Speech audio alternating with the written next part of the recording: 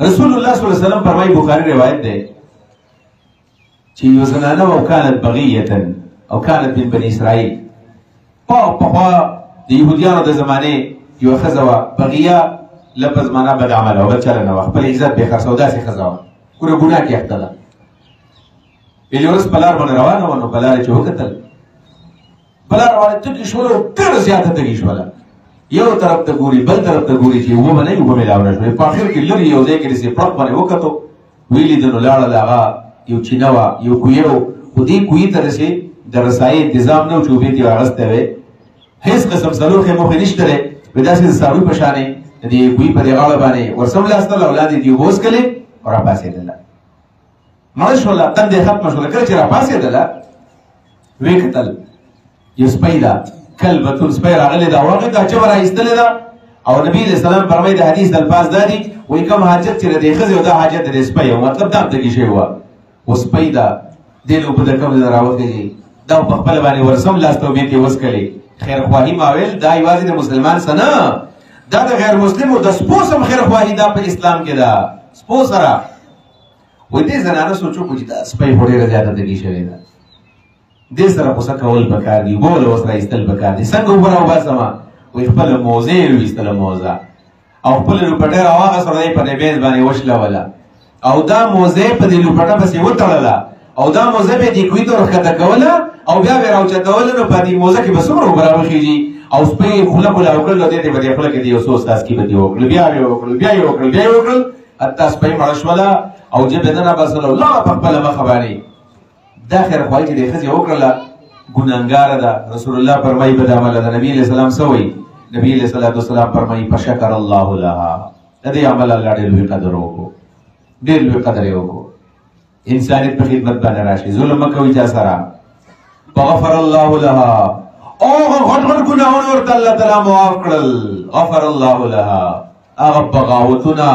هغه بدعملیانې الله په دې یو ګوټ اوبه ورته معاف کړلې او فادخلها الله الجنه په دې عمل باندې الله رب العالمین دا ښځه جنت ته ولېږله په دې عمل باندې راځئ چې موږ خیرخوا جوړ شو خیرخوا انسانانو سره د مسلمانانو سره د زنانو سره د حیواناتو سره بلکې د رسول الله صلی الله علیه وسلم وینا ده رسول الله صلی الله علیه وسلم وینا نه بلکې عمل د نبی علیه الصلاة والسلام داسې ناست وي اوښ راغی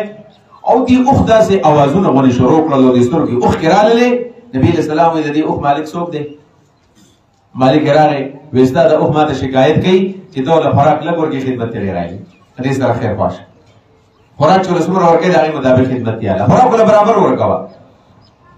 خو چې کله یو انسان بدخواه شي نو د هغې یو واقع د دویم او رکوع نشانې هغه دا ده رسول الله صلی الله علیه وسلم فرمایي یوه زنانه داسې وه بعضې زنانو کې سختې زنانه وي نو چېرته په کور کې پیشو وه دې پیشو یو کار کړی و چېرته ماسته ماسته یا شوده مودې دې خوړلي وو او ښځو له پیس کار نه ورځي خو شودو مستو که دې ته چېرته څوک ورغی نو هغه ډېر کار ورځي بیا دې خو به کېږي نو دې ښځې له کار ورغی وایي دې پیشو سم زما د اجازت نه بغیر زما د خوراک کړی دی ویل ویې تړله پربتتها ویې تړله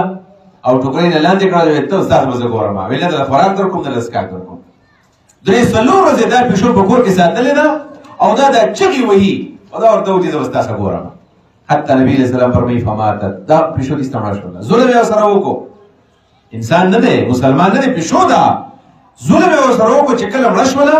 نبی علیه الصلاة والسلام فرمایي د دې عمل په وجه باندې الله رب داخل جهنم ته ولېږله دې عمل په وجه باندې دې ته وایي الدین النصیحتو چې دین سراسر خیرخواهي ده دوکاندار هم خیرخواه جوړ شي وکیل صاحب هم خیرخواه جوړ شي جج هم خیرخواه جوړ شي قاضي هم خیرخواه دی دا هم چې خیرخواه جوړ شي که ډرایور دی چې دا خیرخواه وي او چې ډاکټر دی دا هم خیرخواه وي چې دا ډاکټر دا سوچ کوي دا کوم مریض ما ته راغلی چې دا ښه شي دا سم دوايي د به ټولو مسړی خوري بنیادي طور باندې دا زموږ د معاشرې هغه مسایل دي زموږ معاشره په ظاهر کې ښکاري چې دا ډېره اسلامي ده خو دننه کوکله ده کوکله دننه بالکل برباده معاشره ده دا معاشره جوړېږي په څه باندې جوړېږي قرآن باندې جوړېږي ګورئ معاشرې د جوړولو لپاره بنیادي قرآن کریم دی قرآن زده کول پکار دی او زموږ معاشره په دې وروسته ده چې د قرآن زده کول زموږ مکمل ختم شوي دي نن سبا یې سوال ډېر زیات کېږي چې څنګه چې دا اسلام ورځ پر ورځ ولې کمزوری کېږي د هغې وجه دا ده چې نن سبا قرآن کریم تعلیم یافته خلکو نه ورځي، کوم چې ساینسدانان دي، کوم چې پوه خلک دي، هغوی له قرآن نه ورځي، عربۍ ژبه نه پوهېږي. څنګه اهمیت چې موږ انګریزۍ له ورکړی دی چې د دې نه زیات اهمیت موږ عربۍ له ورکړو او په دین باندې ځان پوه کړو، هله بیا زموږ دا معاشره جوړېږي. دې آیتونو کې درسترو آیتونه به ته وایم، ټول نه وایم، خو پیغمبر اصل خیرخوا پیغمبر وي، اصل خیرخوا پیغمبر وي. نو دلته د حضرت شعیب علیه السلام د خیرخواهۍ یو مثال به پیش کړي چې شعیب علیه السلام یو پیغمبر و، د هغه په قوم کې ورانۍ شروع شوی و. هغه ورانۍ څه و؟ هغه وراني اول ویم بیا د ترجمه به کوم. یو ورانۍ پکې دا و چې دوکاندارانو ټول بزنسمینانو او دې دوکاندارانو به د خپله دوکانداري په غیر شرعي طریقه باندې کوله. یعنې کله به چې بل له څه شی ورکوو نو کم به وله ورکوو، او چې ځان له به ترې اخیستو نو سمه به دا لوښې ډکوو. بیا دا زمونږ مسله زمونږ هم دا ده. زمونږ پیغمبر دعا کړې ده یا الله تعالی زما امت مه تباه کوه په دې یو په عذاب باندې. نور دا مسلې په من کې دي. نو الله رب العالمین شعیب علیه السلام راولېږه، ویل دا خلک په دې باندې پوهه که په دې باندې چې کله بل له ورکې هم وله برابر ورکوو، چې ځان له ترې الې هم دې برابر اخله. زمونږ مسلې دا دي نن سبا. لہذا د علماو دا ذمه داري ده چې د دې دوکاندارانو د دې حساب کتاب وکړي چې کوم دوکانداران داسې قسمه برایي کوي چې په دې باندې پوه وکړو. دا د شعیب علیه السلام ذمه داري وه. دویم کار پکې دا و چې په لارو کې به ناستو او شوکې به یې کولې. شوکې نن سبا زموږ په دې معاشره کې شوکې ډېرې زیاتې دي. خلک د شپې راوځي په لارو کې ناستي. دا کوم خلک چې شوکې کوي او ډاکې اچوي، شعیب علیه السلام د دې خلاف کار کړی دی. او دریم نمبر خلک یې رول قتل و غارتګري وه. بس د یو انسان به شوق دا و چې سړی څنګه ویرومه، څنګه په ده باندې د شپې ورشمه دا ویروم. دا غټ ګناهونه شعیب علیه السلام د دې د خاتمې لپاره راغی. لہذا عالم او خطیب او مولوي صاحب ابو معاشرې ته ګوري. او دا په طور مثال سبا زیارت بل سبا جمعه ده، چې بل سبا جمعه ده د نن نه به مولانا صاحب سوچ وکړي په دې جمعه کې به زه په کومه موضوع تقریر وکړم. دا به دې معاشرې ته وګوري، لاندې باندې او ښې طرف ته او ګس طرف ته او شاته او مخکې به وګوري چې کومه برایي ده په دې جمعه کې به بیان کړي. په دې طریقه به دا معاشره جوړېږي. وإلى مدين أخاهم شعيبا، مدين ته موږ د دې ورور شعیب علیه السلام لېږلی و. مدین یو ځای دی. قال اویل شعیب علیه السلام یا قوم زما قوم اعبدوا الله د الله عبادت وکئ، ما لکم من اله غیره،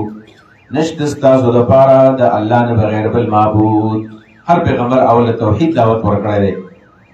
قد جاءتکم بینة من ربکم، یقینا راغلی دی تاسو ته واضح دلیل ستاسو د رب د جانبه. واضح دلیل څه ځایم وایي که پیغمبر یا اسماني وحي یا د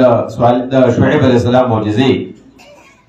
فاوفوا الکیل والمیزان، پوره ورکوئ پیمانه پوره ورکوئ. د کیل نه مراد مکیل د کوم شی چې پیمانه کېږي، پوره ورکوئ پیمانه کیدونکی شی، والمیزان او تللی شی. میزان نه مراد موضوعات کوم شی تللی کېږي پوره ورکوئ.